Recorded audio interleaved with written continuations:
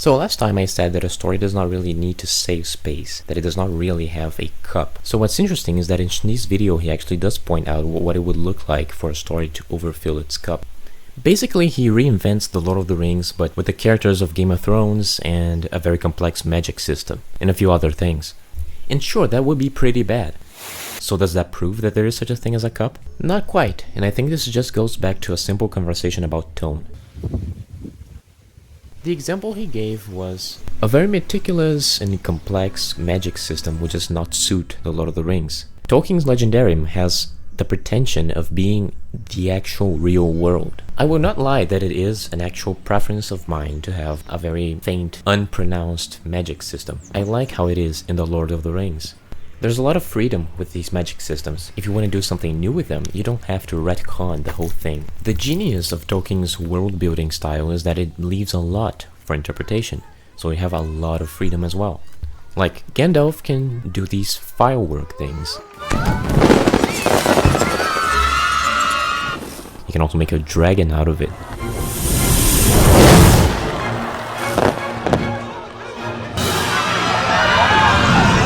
And suddenly he can pronounce that Saruman's staff is broken and it will break. Saruman, your staff is broken.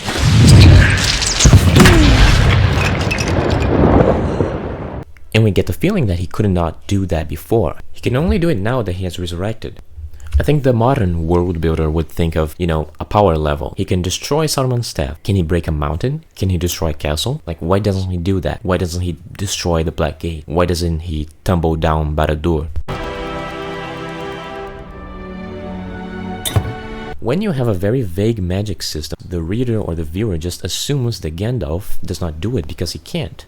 If he could, he would. That just makes sense, but your mind fills in the blanks. In the books, not so much in the movies, it is explained that Aragorn has a gift of foresight, and that explains a lot of his actions and choices. Look after the others. Especially Sam. He will not understand.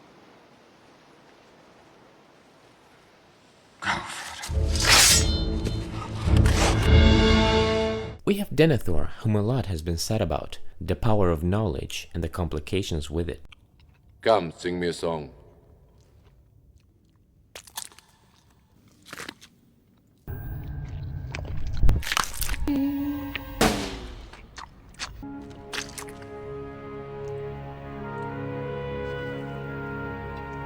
The over-reliance on only that which you know. It has a lot to do with religiosity. Denethor ends up despairing because he knows what he's seeing. He has the knowledge that he will be outnumbered and he cannot do anything to win this war.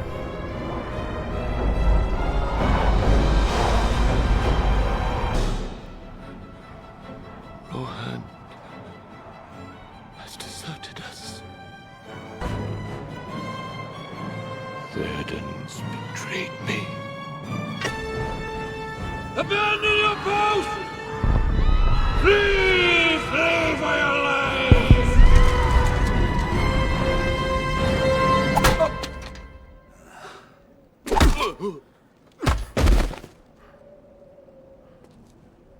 Prepare for battle! And so he just tries to kill himself and his son. It is ugly, but in a way it is also rational. Set a fire in our flesh.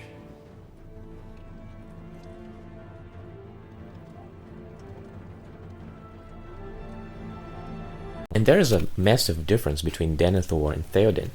Theoden comes somewhat close to despairing. The fortress is taken. It is over. Indeed, Theoden King gets close. Too close. Very dangerously so. So much so that he finds himself speaking like this. So much death.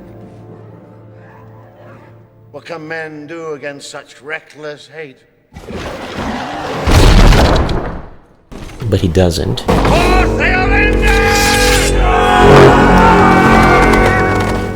With this, I need to say that Denethor acted according to his knowledge.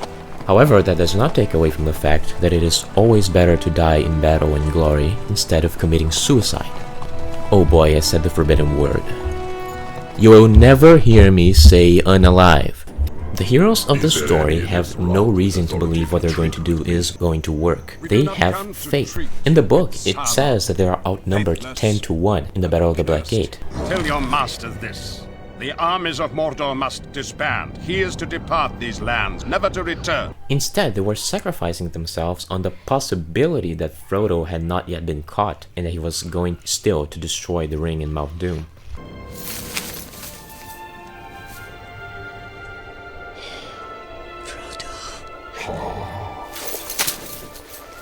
Frodo!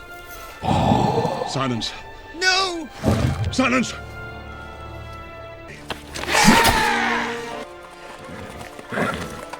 I do not believe it.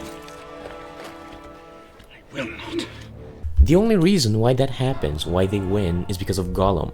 And again, that's divine intervention. They were going to die in vain. Aragorn, Gandalf, Legolas, Gimli, they were about to die for nothing.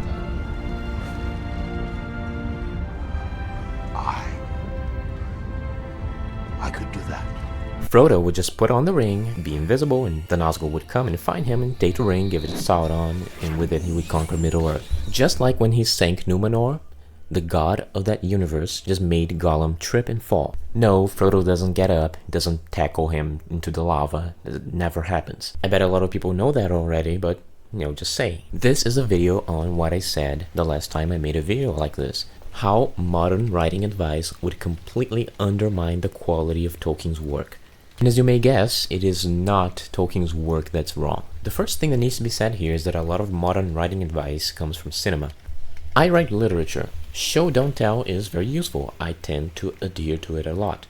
However, I cannot forget that most of it is most useful for cinema. When you want to convey an idea, you show it. You don't have a character in dialogue say it. When this advice is applied to books, it is meant to be taken, well, not quite so literally. You cannot show in a book unless you have illustrations. But overall, a book is entirely comprised of telling. So how this advice is applied to literature is that show is more complex. Show, you're explaining things more, and telling, you're just using blunt words. You're doing it very directly. You're saying that a character is sad instead of explaining why the character is sad. You're saying a character is surprised instead of giving visual cues as to why he's surprised. Whereas in literature, you gotta be worried about using a different expression, a word, to show the same thing happening again. In a movie, you don't. Maybe you should be more concerned with doing a different shot, with showing things from a different perspective, a different angle. Now, back to the point. The story ends with God interfering. Could you imagine that? And if it's not God interfering, it's just a character by chance slipping and falling into the lava with the ring. There's a video also from Schnee in which he talks about this very thing. It is in response to a comment saying that for every victory of Arcane, there's a failure in the Lord of the Rings. Okay, so I got this comment on my first Lord of the Rings video. Let me read it to you. I found your channel because of Arcane and really enjoyed your Arcane analysis. I hope you'll take a step back and explain the basics of why you think the Lord of the Rings movies are excellent, because it seems like for every success of Arcane, there's a failure in Lord of the Rings. So it's not like there's nobody who thinks that way. It's not like there's not anybody who thinks that the Lord of the Rings is bad. One of the biggest criticisms of Peter Jackson's movies is that they changed the character of Faramir. In the movies, he struggles with the ring. He has a character arc, what one would traditionally call an arc. In the beginning, he is tempted by the ring, he's tempted to take it to his father to prove his quality, and so on. He even has a line where he sort of mentions that he has power over the hobbits, he could just take the ring, he has a legion of men with him, so the hobbits are powerless, and he just take the ring and show it to Denethor and prove his quality. So, here in the wild I have you, 2 halflings, and a host of men at my call, the ring of power within my grasp. Chance for Faramir, captain of Gondor, to show his quality. Prepare to leave. The ring will go to Gondor. In the books, he says the same thing, but as a joke, so it's literally the opposite. It is an inversion of character, and when he gets to Osgiliath, he actually changes his mind and fulfills his arc, right? His arc is complete. After that, he just gets sent to his death. You'll find cover in the woods there. Captain Faramir, you've shown your quality, sir. If very highest. Shire must truly be a great realm, Master Gamgee, where gardeners are held in high honor. Yeah, that shows a lot of modern writing values. Everything has to be an arc. Every character has to change. Every character has to begin with a flaw. It can't just be perfect. Since the beginning of the story in the book, Faramir already has the quality that he has to earn in the films. And there's a very similar thing with Aragorn. What his right name is, I've never heard, but round here, he's known as Strider. Strider. Elessar in the movies is a lot more reluctant to be king of Gondor. You draw far too much attention to yourself, Mr. Underhill. As far as I know, in the books, he does not need that much convincing. He is king from the start, and he knows that, and he's just waiting for the perfect time to not scandalize everyone. Would you destroy it?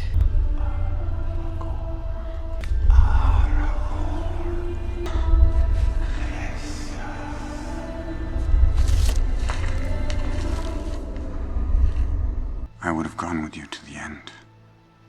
There is a reason why they say that a story can either be character-driven or plot-driven. And I firmly believe that The Lord of the Rings is a heavily plot-driven story done well, in which the characters are not defined by their transformation, but by who they are and what they do.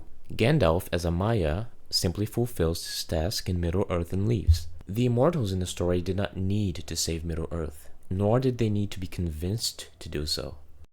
I would even argue that Boromir does not have an arc. He is ensnared by the ring, and then he tries to make reparations for what he did, and then he dies.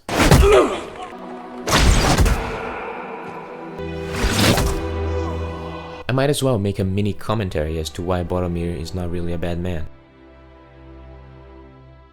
So let us analyze the scene. Frodo? Since the beginning, you can tell that he's trying to sympathize with Frodo, and still he has a desire for the ring, which he's trying to convince Frodo to nicely give to him. I know why you seek solitude. You suffer. I see it day by day. You sure you do not suffer needlessly? Frodo looks suspiciously at him, and then he begins to try to explain and justify himself. He does not want to be seen as a thief. There are other ways, Frodo. Other paths that we might take. I know what you would say. And it would seem like wisdom, but for the warning in my heart. Frodo backs away, and I think Boromir still believes that he has the right intentions, which is why he asks about the warning in Frodo's heart he mentioned. Against what? We're all afraid, Frodo. The ring is not an allegory for addiction. People do not fully understand the difference between an allegory and an application. But here you can see a chief similarity. Boromir tries to rationalize his behavior before he does it. But to let that fear drive us to destroy what hope we have, don't you see that is madness? Then you see Frodo reassert the truth. There is no other way. He knows what's happening better than Boromir does. He knows the burden he's carrying better than anyone else. So Boromir gets frustrated. I ask only for the strength to defend my people.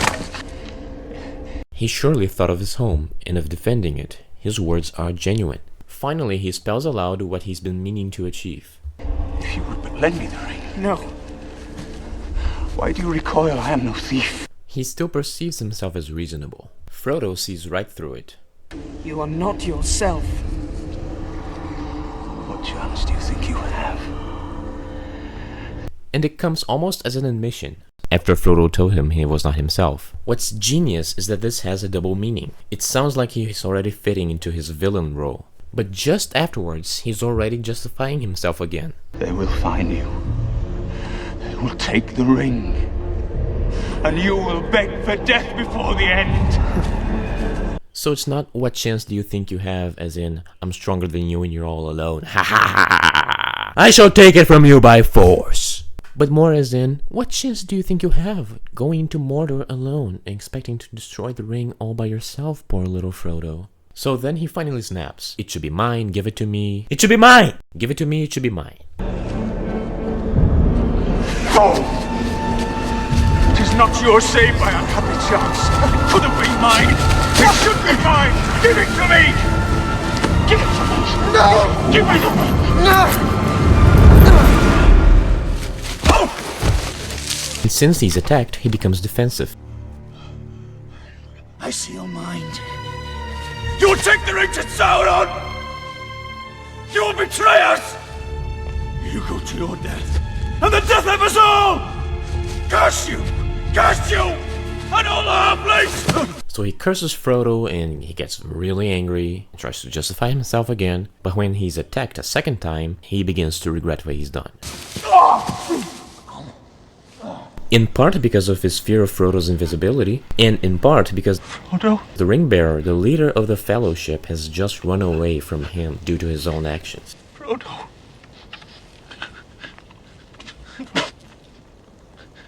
What have I done? Please, Frodo. Frodo! He goes on to save Merry and Pippin. The Fellowship goes to his aid. The Horn of Gondor. Boromir. He is shot by 3 arrows by the chief Uruk-hai.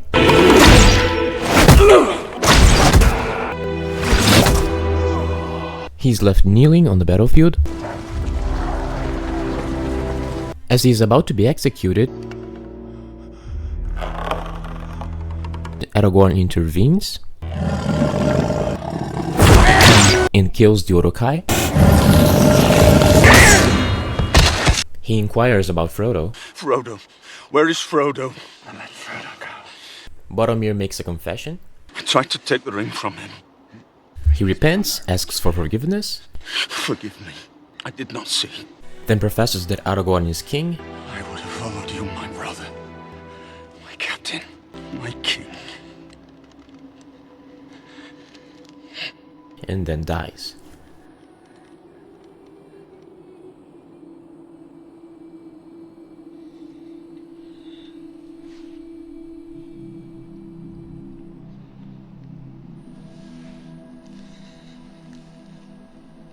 Peace, son of Gondor.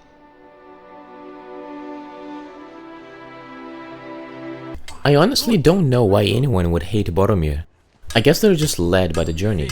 They start out not liking him and then are moved by the story and by such scenes to only like him when he dies. They are convinced only to like him at the very end of his redemption arc. That's enough!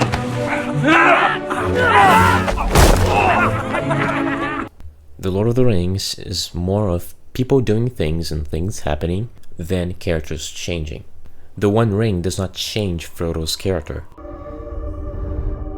ring is mine. The One Ring does not change Boromir's character, nor does it does Faramir's. You wonder what his name is? Where he came from? If he was really evil at heart. Coincidentally or not, the story of The Lord of the Rings feels more like going to war than it does, let's say, growing up, or revolutionizing your beliefs, changing your mind. It looks like there's some character change, but I don't think Theoden at any point in the story would be willing to burn himself alive with his only son. Your son is badly wounded, my lord. Why do you lay these troubles on an already troubled mind?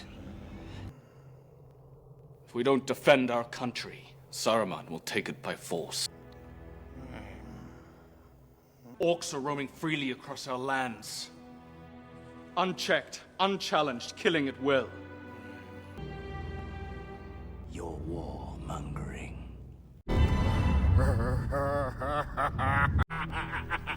You have no power here.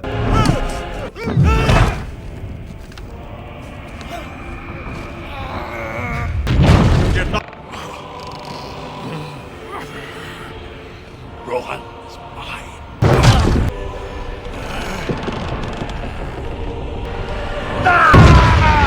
Where is my son?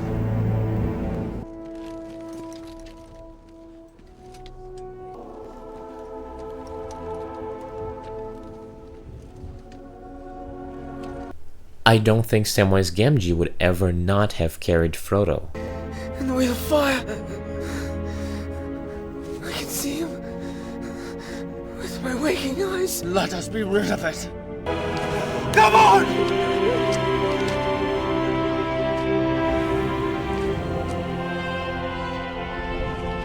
On the other hand, there's also evidence that the characters who do evil might have changed had something else happened. Last I looked, the part that most saddened Tolkien to write is the one where Gollum almost repents and gives up on sending the hobbits to Shelob, but because of Sam's harsh words, he decides to go through with his plan.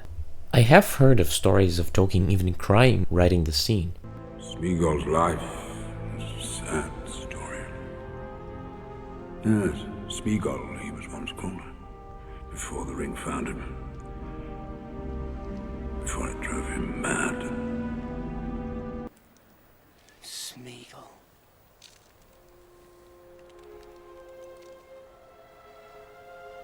What did you call me? That was your name once, wasn't it? A long time ago.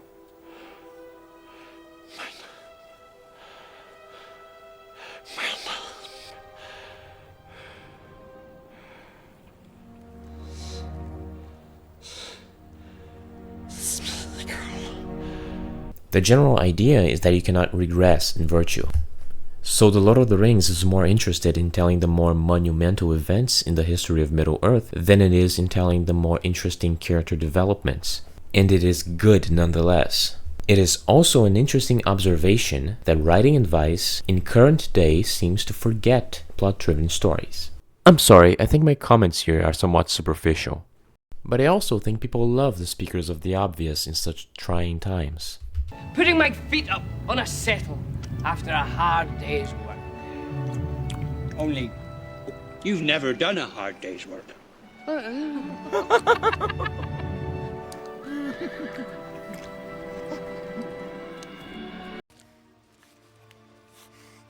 Come, Smeagol. Nice, Smeagol. That's it. The failed redemption arc of Gollum is truly one of the saddest. He's mistreated again and again. Don't struggle! Smeagol, listen to me! Master! Almost every character except for Frodo mistreats him, curses him, Hey, Stinker, don't go getting too far ahead! and mistreats him, Master says we must go to Mordor, so we must try. and they hurt him. Go, Frodo. Curses him, May death find you quickly, if you bring them to harm. beats him, and beats him.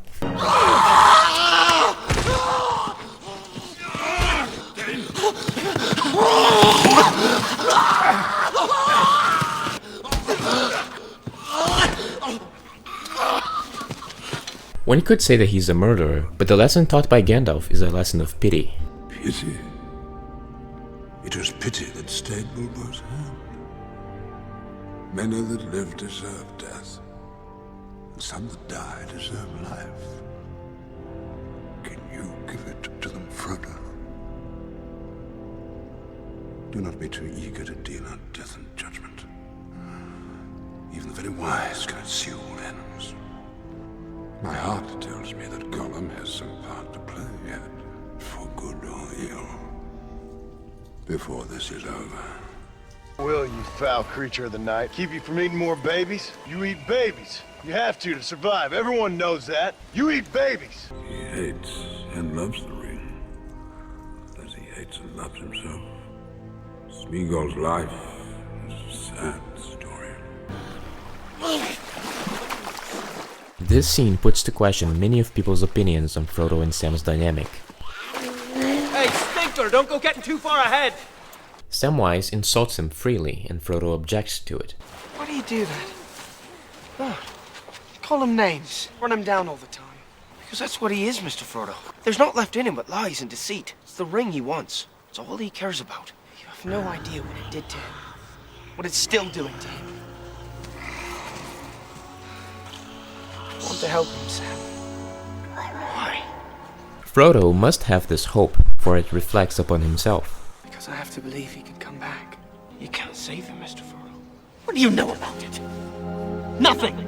In this scene, Frodo is more or less right. Sam truly does not understand how it is to carry the ring, although he will later. I'm sorry, Sam. I don't know why I said that.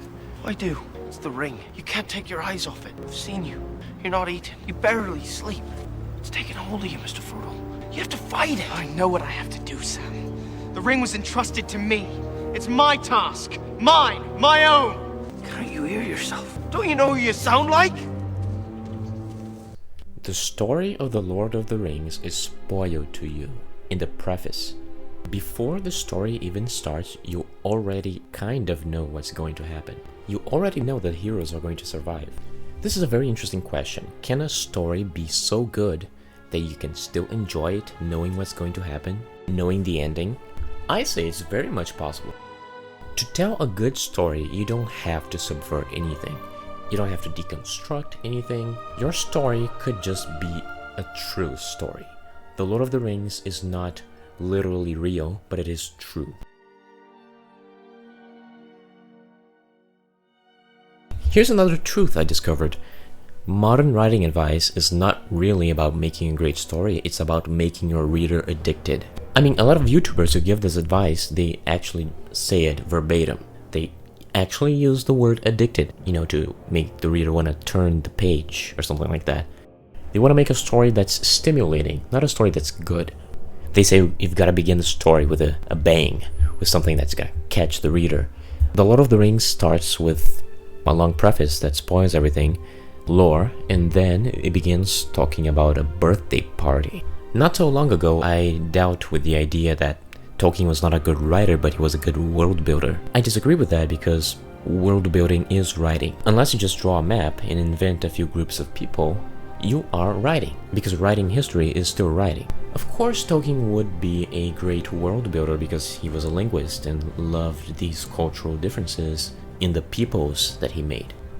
As I may have shown in the previous video, I do like The Witcher, and The Witcher is very different from The Lord of the Rings. The Witcher is inevitably subversive fantasy. Subversive medieval stories are quite the old genre, although subversive fantasy is a little bit newer. I would not like to repeat myself, but as I said, writing is very diverse. You don't have to write a story in a very specific model. But the main question still stands. How come The Lord of the Rings and The Witcher both be good? How do we answer that? I don't know. Maybe it's just the same way that chicken and beef can be good even though they're not the same. I don't think this question needs an answer. It is a lot easier to say what constitutes a bad story than what constitutes a good one. Modern writing hates perfect characters, and The Lord of the Rings is full of them. Gandalf is literally an angel. Every non-Hobbit character in the Fellowship is just some form of special. One could make a mention of Boromir, but I don't quite think that his fall from grace was really a moral fault. It is not his fault that the ring corrupted him. Instead of focusing on character arcs and flaws, I think The Lord of the Rings embodies something a lot more different. Instead of focusing on how a character must change and be better to get what he wants, as a story, The Lord of the Rings is a lot more concerned with how you may still be a hero, be perfect, do everything correctly, and still lose. I see in your eyes the same fear that would take the heart of me. A day may come when the courage of men fails, when we forsake our friends and break all bonds of fellowship. But it is not this day. An hour of woes and shattered shields when the age of men comes crashing down. But it is not this day. This day we fight. By all that you hold dear on this good earth, I bid you stand! Men of the West!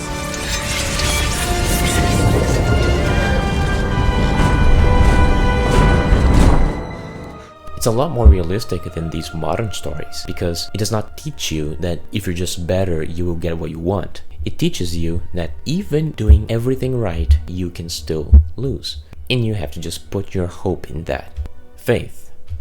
And to me, this is the primary reason as to why The Lord of the Rings is a religious work. It's not because of appearances, aesthetics, but because of this. At the very end of this all, thank you very much for watching and take care. Putting my feet up on a settle after a hard day's work. Only, you've never done a hard day's work.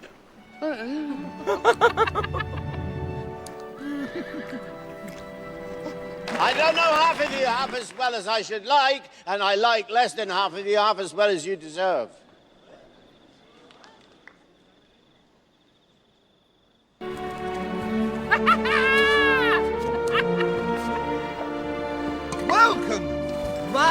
swords!